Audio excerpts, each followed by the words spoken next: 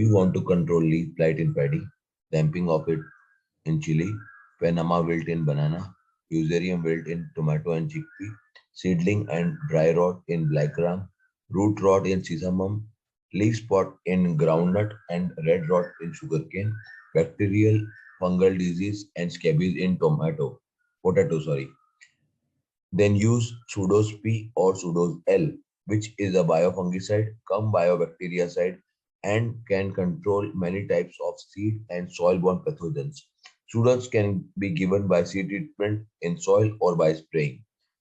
Dosage is Sudoz-L 3 ml per liter or Sudoz P 5 gram per liter of water by spraying.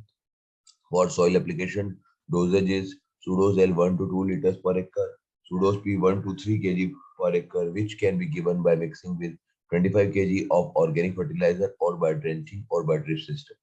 Sudoz is a Pseudomonas fluorescence bacterium formulated in liquid form as well as in inert carrier like talc. Sudoz is 100% organic and completely safe for your plants, soil, environment, and human beings. We want